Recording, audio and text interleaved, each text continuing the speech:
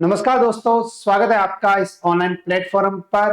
रोजाना सुबह 7 बजे 10 क्वेश्चन जो है वो आपको इस यूट्यूब चैनल पे मिल रही हैं। जो इस यूट्यूब चैनल पे पहली बार है वो चैनल को सब्सक्राइब, जो वीडियो देख रहे हैं वीडियो को लाइक और कमेंट करना ना भूलें। शुरू करते हैं अपनी क्लास और क्लास का पहला क्वेश्चन। राजस्थान में पशुपालन विभाग के द्वारा प्रदेश के कितने जिलों में 197 नवीन पशु चिकित्सा केंद्र खोलने की स्वीकृति जारी की गई है? राजस्थान में एक विभाग जिसका नाम आता है पशुपालन विभाग। पशुपालन विभाग के द्वारा हमारे राजस्थान के अंतर्गत नवीन पशु चिकित्सा केंद्र खोले जाएंगे, वो भी कितने? 197। लेकिन ये कितने जिलों में खोले जाएंगे? तो ये खोले जाएंगे 28 जिलों में। तो पशुपालन विभाग के द्वारा राजस्थान के 28 जिलों में कितने नवीन पशु चिकित्सा उपकेंद्र खोलने की स्वीकृति जारी की है? तो 197। अगर पूछे कि पशुपालन विभाग के निदेशक कौन है, तो पशुपालन विभाग के निदेशक है डॉक्टर आनंद सेजरा।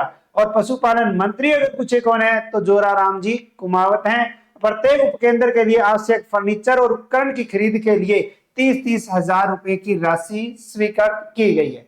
तो राजस्थान में एक विभाग पशुपालन विभाग की जब बात आएगी, पशुपालन मंत्री है जोराराम कुमावत जी और पशुपालन विभाग के निदेशक है डॉक्टर आनंद सेजरा। राजस्थान में कितने जिलों में? 28 जिलों में कितने नवीन पशु चिकित्सा केंद्र खोलने की स्वीकृति? तो 197। आवश्यक फर्नीचर उपकरण के लिए 30-30 हजार रुपए की राशि स्वीकृत की। नेक्स्ट, राजस्थान में 1 अगस्त 2025 से first in first out system कहां लागू किया जा रहा है? कब से? 1 अगस्त 2025 से। कौन सा? फर्स्ट इन फर्स्ट आउट हमारे राजस्थान में आ जाता है जयपुर डीटीओ प्रथम, जयपुर आरटीओ प्रथम, आरटीओ प्रथम।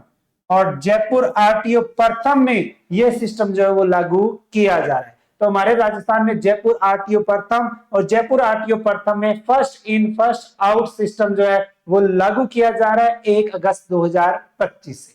1 अगस्त 2025 से यहां first in first out system लागू किया जा रहा है, यानी जो आवेदन सबसे पहले कार्यालय में पहुंचेगा उसी पर पहले कार्य होगा, जिसमें सूचना सहायक, बाबू और डीटीओ तीनों की पृथक मॉनिटरिंग होगी और हर आवेदन का विवरण गूगल शीट में दर्ज होगा।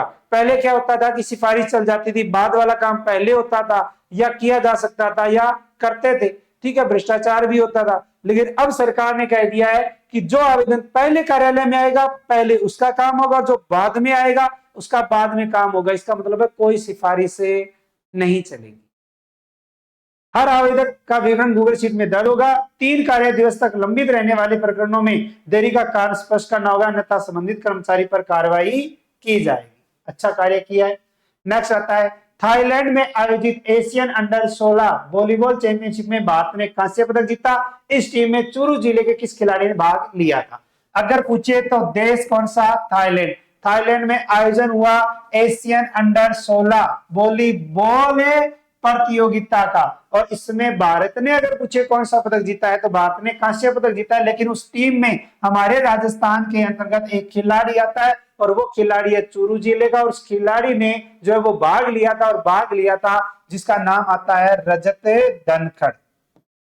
रजत धनखड़। रजत धनखड़ का संबंध अगर पूछे कि किस जिले से है, चूरू से है। किस खेल से है, तो वॉलीबॉल से है। और राजस्थान के चूरू जिले के रजत धनखड़ ने एशियन अंडर 16 वॉलीबॉल चैंपियनशिप में भारतीय टीम में भाग लेकर कौन सा पदक जीता था? तो कांस्य पदक जीता। चूरू जिले के अंतर्गत एक गांव आता है सरदारपुरा, जो साधुपुर के नाम से भी जाना जाता है। ये उस गांव के उस क्षेत्र के रहने वाले। नेक्स्ट, राजस्थान के किस जिले में स्थित MBM विश्वविद्यालय का दूसरा दीक्षांत समारोह का आयोजन किया गया? हमारे राजस्थान के अंतर्गत एक जिले का नाम आता है जोधपुर। जोधपुर जिले में है एक विश्वविद्यालय जिसका नाम है MBM विश्वविद्यालय, और इसका कौन सा दीक्षांत समारोह का आयोजन किया गया? तो दूसरे दीक्षांत समारोह का आयोजन किया गया। और दीक्षांत समारोह में हमारे राजस्थान के राज्यपाल हैं हरिभाऊ बागड़े और उच्च शिक्षा एवं उप मुख्यमंत्री हैं डॉक्टर प्रेमचंद बेरवा। ये इस कार्यक्रम में मौजूद रहे थे, यानी कि हिस्सा रहे थे। और दीक्षांत समारोह में कुल 717 स्नातक उपाधियां जो है वो दी गई। नेक्स्ट, 48 घंटे घुड़सवारी का रिकॉर्ड बनाने की ओर अग्रसर राजस्थान की कौन सी खिलाड़ी चर्चा में? हमारे राजस्थान के अंतर्गत महिला घुड़सवारी के अकॉर्डिंग नाम अगर देखें तो एक नाम आता है मान्या सक्तावत। क्या नाम आता है? मान्या सक्तावत। और मान्या सक्तावत जो है वो काफी चर्चा में है। 45 घंटे जो है वो घुड़सवारी का रिकॉर्ड बनाने की अग्रसर। और रॉयल इक्वेस्ट्रियन क्लब जयपुर की 16 साल की मान्या सक्तावत घुड़सवारी में एक नया अध्याय लिखने की अग्रसर है, यानी कि काफी चर्चा में रही है। नेक्स्ट, बाबा साहेब डॉक्टर भीमराव अंबेडकर के विचारों के प्रचार हेतु राजस्थान सरकार द्वारा अनुसूचित जाति वर्ग के किस प्रकार की एक नई पहल शुरू की है? बाबा साहेब डॉक्टर भीमराव अंबेडकर और डॉक्टर भीमराव अंबेडकर के विचारों को प्रसार यानी कि प्रचार व प्रसार के लिए राजस्थान सरकार ने अनुसूचित जाति वर्ग के लिए एक कार्यक्रम, एक योजना, पंच तीर्थ रेल यात्रा योजना, पंच तीर्थ रेल यात्रा योजना। और इस कार्यक्रम या इस योजना की अगर हम बात करें तो राजस्थान सरकार के द्वारा जो है वो शुरू की गई। मुख्यमंत्री है भजनलाल शर्मा और भजनलाल शर्मा के नेतृत्व में राज्य सरकार ने एक अभिनव पहल की है। राजस्थान के अनुसूचित जाति वर्ग के मूल निवासी को राज्य सरकार संविधान निर्माता बाबा साहब के जीवन से जुड़े उन 5 ऐतिहासिक स्थलों पंच तीर्थ की निःशुल्क तीर्थ यात्रा यानी कि जो रेल यात्रा वो करवाएगी। उनसे महान व्यक्तित्व का साक्षात्कार होता है। मुख्यमंत्री के निर्देश पर यह योजना वरिष्ठ नागरिक तीर्थ यात्रा की तर्ज पर संचालित की जा रही है। हमारे राजस्थान के ओर से इस योजना के अंतर्गत बाबा साहब की जन्मभूमि महू मध्य प्रदेश, दीक्षा भूमि नागपुर महाराष्ट्र, महापरिनिर्वाण भूमि दिल्ली अलीपुर और चैत्य भूमि मुंबई, हिंदू मेल मुंबई वर्तमान में स्मारक के रूप में विकसित है की यात्रा कराई जाएगी। इन सभी स्थलों तक यात्रियों को रेल मार्ग से पहुंचाया जाएगा। यात्रा, आवास और भोजन का संपूर्ण व्यय जो है वो राज्य सरकार द्वारा वहन किया जाएगा। नेक्स्ट, राज्य में चौथा रूपे कप 2025 का आयोजन किस संकल्प के साथ शुरू किया गया?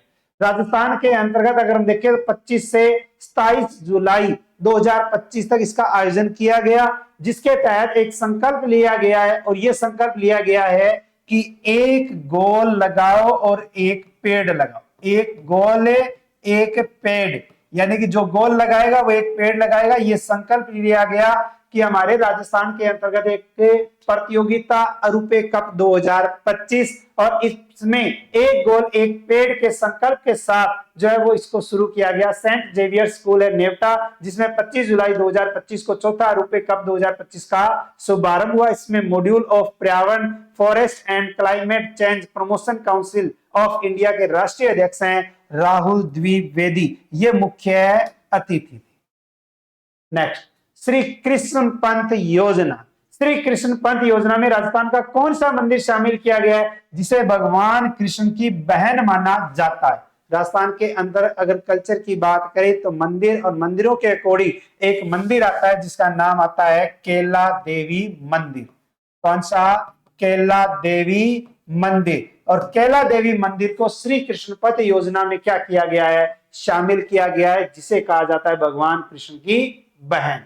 इस योजना में केला देवी मंदिर के साथ साथ करौली में मदन मोहन जी का मंदिर, केमरी जी में जगदीश जी महाराज के मंदिरों को भी धार्मिक सर्किट में जोड़ा जाएगा। यह योजना उत्तर प्रदेश के मथुरा से शुरू होगी, राजस्थान के भरतपुर, करौली, कोटा और झालावाड़ जिलों से होते हुए मध्य प्रदेश के उज्जैन तक जाएगी। Next, Pondicherry premier league. Pondicherry premier league में सिलवानी श्रीगंगानगर जिले के किस खिलाड़ी ने 4 ओवर में 25 रन देकर 5 विकेट लिए? खेल खिलाड़ी के अकॉर्डिंग आने वाले समय में काफी चर्चा में रहेंगे और चर्चा में रहेंगे जिनका नाम आता है प्रदीप जाखड़। और प्रदीप जाखड़ की बात करें तो ये आते हैं सिलवानी गांव से, जो श्रीगंगानगर जिले के अंतर्गत है। पांडिचेरी प्रीमियर लीग में जोनिड यानम, रॉयल्स बनाम विलियर, मोहित किंग्स T20 मुकाबले में प्रदीप जाखड़ ने 4 ओवर में मैच 25 रन देकर 5 विकेट हासिल किए, जो इस लीग के इतिहास में किसी भी खिलाड़ी द्वारा पहला 5 विकेटे हॉल है। और इनके कोच हैं, कोच का नाम आता है रणजीत सिंह। तो राजस्थान के अंतर्गत प्रदीप जाखड़ जो है वो किस खेल से संबंधित है, तो क्रिकेट से संबंधित हैं। और किस जिले से है, श्री गंगानगर जिले से हैं। आने वाले समय में इनका काफी अच्छा नाम होगा।